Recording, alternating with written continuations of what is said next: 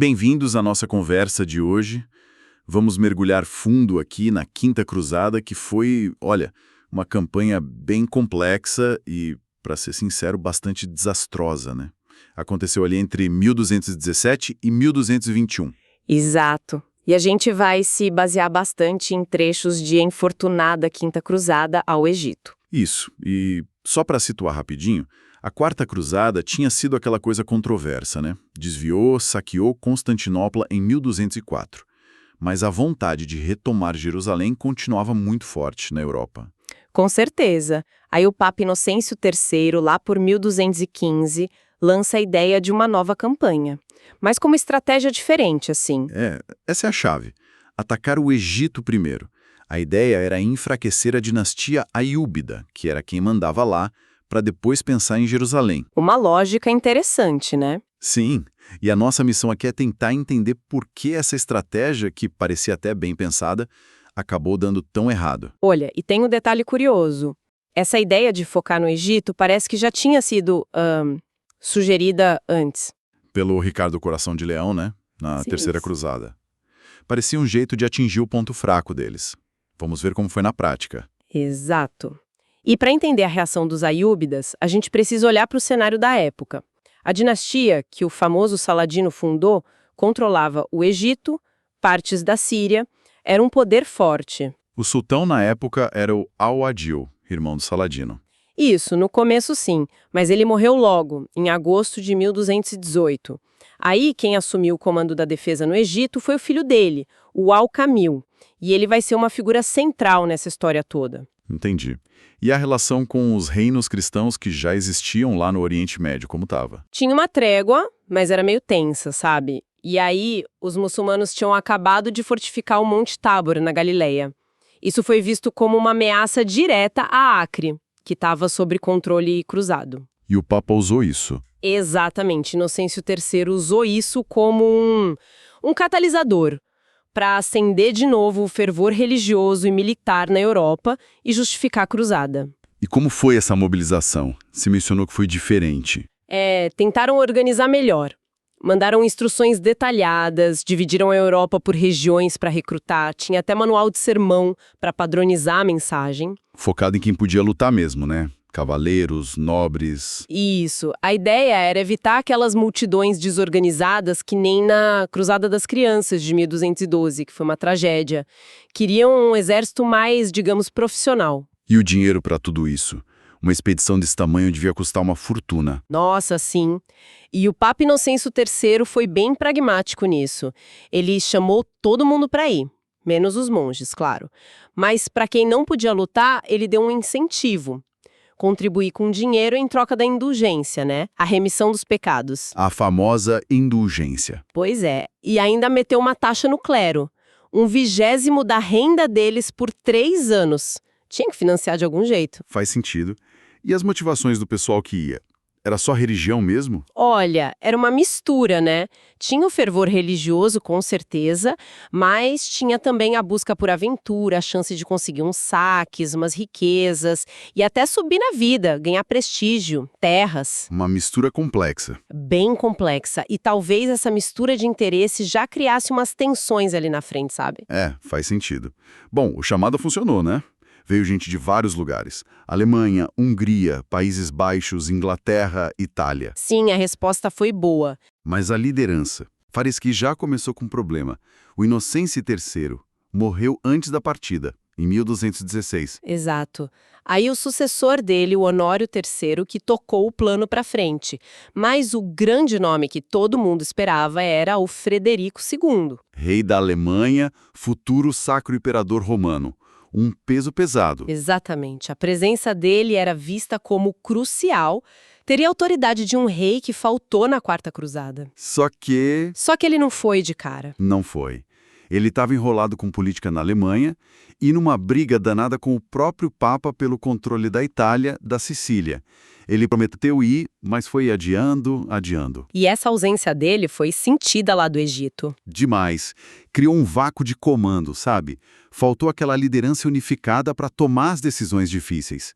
E isso, como a gente vai ver, foi fatal lá na frente. Ok, então, sem o Frederico, a turma chega no Egito, Como foi isso? Maio de 1218. A frota desembarca a oeste de Damietta, lá no delta do Nilo. Era gente pra caramba, né? Talvez uns 30 mil homens no auge. Sim, uma força bem considerável. Tinha cavaleiros da Europa, nobre que já estava lá nos estados latinos e, claro, as ordens militares. Os hospitalários, templários. E os teutônicos também. Essas ordens eram a elite, né? Experientes, ricos, com muita influência política. E o plano era claro, tomar Damietta, uma cidade importante, com uns 60 mil habitantes, talvez. Por aí.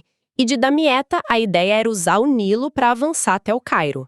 Mas, como você disse, sem o Frederico II, quem mandava de fato, o Jean de Brienne, rei de Jerusalém, era o comandante nominal, mas... Mas na prática, a liderança era dividida. Exato.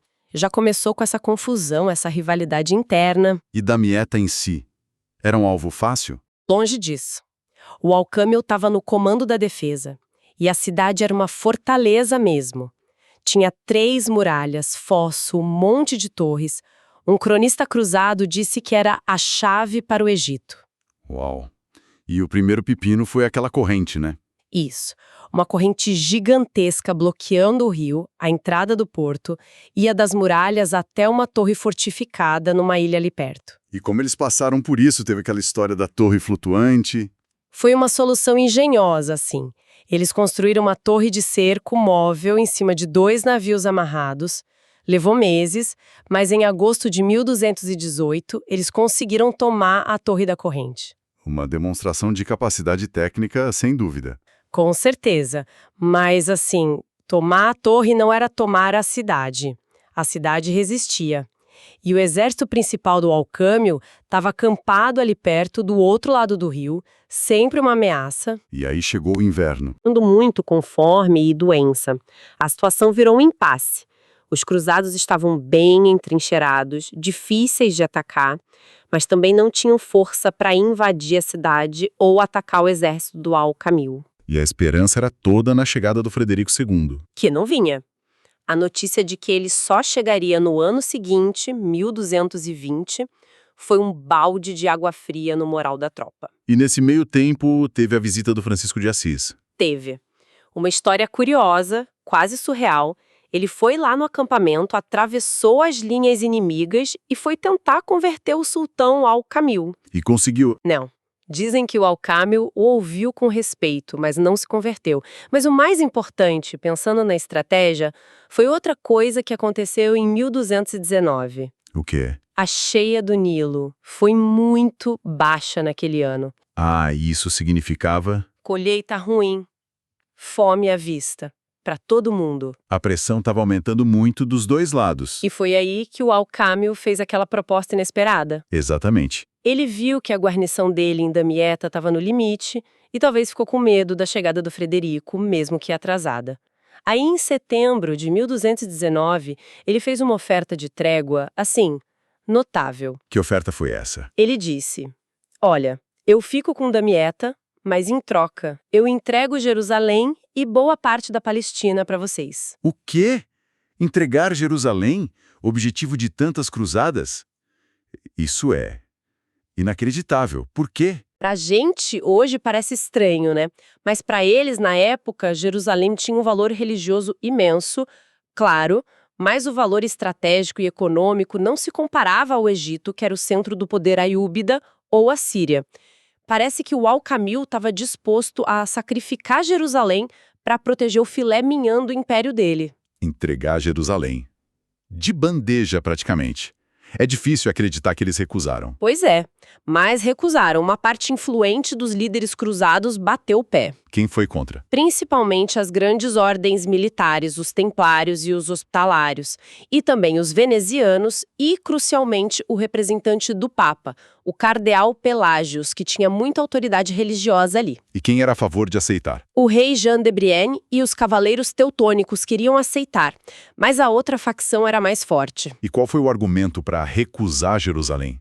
Sem controlar umas fortalezas-chave mais ao sul, tipo Kerak e Montreal, que o Al-Kamil queria manter, não daria para defender Jerusalém por muito tempo. Seria uma posse muito vulnerável. Um argumento estratégico. Sim. E além disso, acho que tinha uma uma confiança talvez exagerada na vitória total. Achavam que era só esperar o Frederico II chegar que eles conseguiriam tudo. Damieta, Jerusalém, as fortalezas, tudo. Uma aposta alta. Altíssima. E rejeitaram a oferta. O cerco continuou. Uma decisão que, olhando para trás, foi muito, muito pesada. E depois da rejeição? O Al-Kamil ainda tentou um ataque ao acampamento cruzado, mas foi repelido. A situação dentro de Damieta ficou desesperadora mesmo. Aí, em novembro de 1219, os cruzados finalmente conseguiram invadir a cidade. E como encontraram a cidade? Foi um cenário terrível.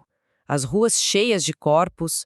Os poucos sobreviventes estavam num estado lastimável, de fome e doença. A conquista foi brutal. Damieta finalmente caiu. Esse foi o grande sucesso militar da campanha. E aí? O que fizeram? Pois é, foi o auge. E depois veio a paralisia. Uma indecisão fatal. Indecisão sobre o quê? Sobre o que fazer a seguir. Enquanto os líderes cruzados ficavam discutindo, brigando até sobre quem ia administrar Damieta, olha o nível da divisão interna. Enquanto isso, o Al-Kamil Agiu rápido e com inteligência. Tirou o grosso do exército dele dali e recuou uns 40 quilômetros para sul, para uma cidade chamada Mansura. Fortificou lá, ganhou tempo, se reorganizou. e os cruzados lá discutindo. Quanto tempo durou essa indecisão toda? Acredite se quiser. 1 ano e meio. 1 ano e meio. Parados em Damieta. Basicamente, sim. O debate era: vamos marchar para o Cairo e tentar a vitória total, ou usamos Damieta como moeda de troca para conseguir Jerusalém e talvez outras coisas num acordo? Demoraram 1 ano e meio para decidir isso. Exato. Só na primavera de 1221, quando chegaram os reforços da Alemanha, liderados pelo Ludwig da Bavária, é que eles finalmente decidiram marchar sobre o Cairo. Mas aí já era tarde demais, né? Muito tarde. Esse tempo todo perdido foi um desastre. Deu tempo para o Al-Kamil não só fortificar Mansoura, mas também conseguir reforços da Síria, da Mesopotâmia. O inimigo estava muito mais forte e preparado, por causa dessa hesitação cruzada. Então, julho de 1221, eles finalmente avançam para Mansoura. Avançam, direto para uma armadilha muito bem montada. Como assim? O Al-Kamil escolheu Manserá a dedo. Era um lugar bom para defender, na junção de um afluente com o Nilo. E o mais importante, ele sabia que a cheia anual do Nilo estava para começar. Geralmente era em agosto. O tempo e a geografia a favor dele. Totalmente. Ele até ofereceu uma última trégua, talvez só para ganhar mais uns dias, mas os cruzados, talvez empolgados por terem repelido um ataque pequeno antes, rejeitaram. E avançaram em agosto. E aí a armadilha fechou, como foi? Foi genial e terrível. Primeiro, o Al-Kamil deixou eles avançarem. Depois, mandou afundar uns navios no Nilo atrás dos cruzados. Cortou a rota de fuga deles pelo rio. Nossa. Ao mesmo tempo, as tropas dele bloquearam a retirada por terra. E aí veio o golpe final. As águas do Nilo começaram a subir. A cheia anual tinha começado. A cheia. Sim. E o Al-Kamil ainda abriu uns diques, uns canais de irrigação para piorar. A área onde o exército cruzado estava acampado virou um pântano. E eles ficaram presos na água. Exatamente, cercados com água pela cintura em alguns lugares, incapazes de lutar direito, de manobrar. A retirada virou um caos completo. A situação era absolutamente desesperadora. Um desastre total. E o fim da linha foi? Rendição completa, não tinha mais o que fazer. Em 28 de agosto de 1221, o exército cruzado, encurralado, faminto, doente, se rendeu. Quais foram os termos? Bem simples e humilhantes para eles. Devolver Damieta imediatamente e libertar todos os prisioneiros muçulmanos. Em troca, o Al-Kamil deixou os soldados que sobraram voltarem para casa. Fim da linha para a Quinta Cruzada. Que final melancólico para uma campanha que começou com uma estratégia tão ousada. Pois é. Então, recapitulando, a ideia de atacar o Egito era boa no papel, tiveram aquele sucesso inicial, a duras penas em Damieta, mas tudo naufragou por causa de, uma série de fatores, né? Uma combinação fatal. Liderança dividida, aquela indecisão paralisante depois de tomar Damieta. Subestimaram completamente as condições locais, principalmente o Nilo, o ciclo das cheias. Exatamente. E subestimaram também a capacidade militar e a astúcia do Al-Kamil, que soube explorar os erros deles e usar o terreno e o tempo a seu favor. E depois? Como ficou o clima na Europa? Muita recriminação, claro, todo mundo procurando culpados pelo fracasso, mas apesar de tudo, essa ameaça direta ao coração do poder aiúbida, lá no Egito, parece que deixou uma marca. Como assim? Talvez a possibilidade de uma nova tentativa, quem sabe mais bem organizada, tenha pesado nas decisões futuras do Al-Kamil. E aí vem a grande ironia dessa história toda. Que é? A Sexta Cruzada. Poucos anos depois, 1228-1229. Quem liderou? O Frederico II, aquele que eles tanto esperaram na Quinta. Ele mesmo. E ele conseguiu o controle de Jerusalém. Mas não foi lutando, né? Foi na conversa. Exatamente. Ele negociou diretamente com o mesmo sultão Al-Kamil. O Frederico era conhecido por ser mais pragmático, menos, digamos, focado só na Guerra Santa. E o Al-Kamil aceitou negociar? Aceitou. Em 1229, eles fizeram um tratado. Jerusalém, Belém e um corredor até a costa ficavam com os cristãos por 10 anos. Talvez o Al-Kamil, depois do sufoco da Quinta Cruzada, tenha pensado que era melhor fazer um acordo diplomático do que arriscar outra invasão daquelas no Egito, mesmo que significasse ceder Jerusalém temporariamente. Fascinante. Uma reviravolta e tanto. De Damieta. Os cruzados recusaram, continuaram a guerra e acabaram naquele desastre no Nilo. Anos depois, Jerusalém foi obtida pela diplomacia, com o mesmo sultão. Fica a pergunta. Será que rejeitar aquela primeira oferta foi um erro estratégico gigantesco? Exatamente. Um desperdício de vidas, de esforço, tudo baseado talvez em excesso de confiança ou na espera por um líder que demorou demais para chegar? Ou será que a preocupação deles com aquelas fortalezas, Querak e Montreal, era realmente válida, que defender Jerusalém sem elas seria impossível e por isso valia a pena arriscar tudo pela vitória total? É uma questão complexa, né? Envolve cálculo estratégico, clareza de objetivos, o preço que se está disposto a pagar. Fica aí uma reflexão sobre essa campanha tão cheia de reviravoltas e, no fim das contas, tão infeliz. Algo para a gente continuar pensando.